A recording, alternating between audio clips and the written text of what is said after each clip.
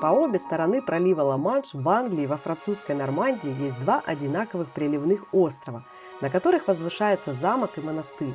Покровительствует им архангел Михаил, только один из них называется Сент-Майклс, а второй Сент-Мишель.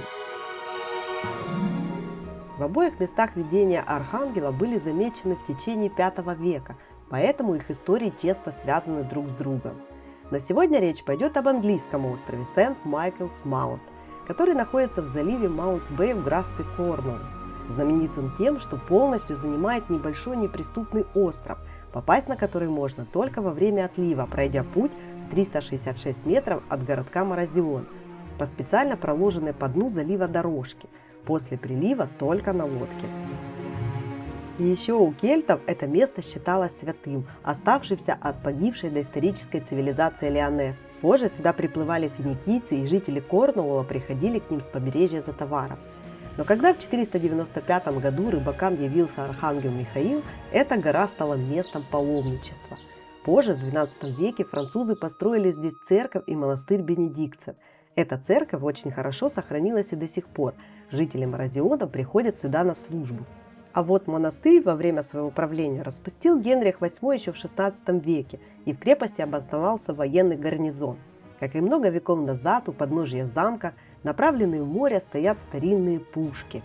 Позже король подарил замок семье Сент-Обен, а они, в свою очередь, передали его в 1964 году Национальному фонду Великобритании, но оставили за собой право жить в замке еще 1000 лет, венчаться и креститься в старинной церкви, а также лицензию на весь туристический бизнес в этом месте.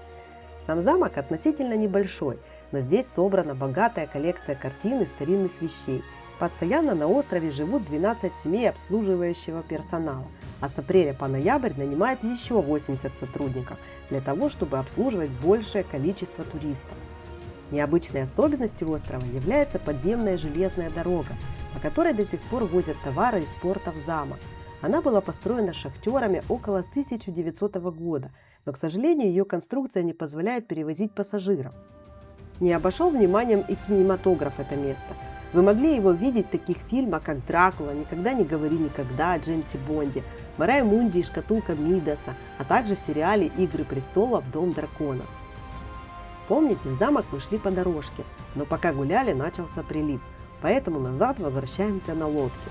В стоимость билета эта услуга не входит и оплачивается отдельно, поэтому хочешь не хочешь, либо плати, либо плыви. Понравилось видео? Ставь лайк и подписывайся на наш канал, там еще много всего интересного.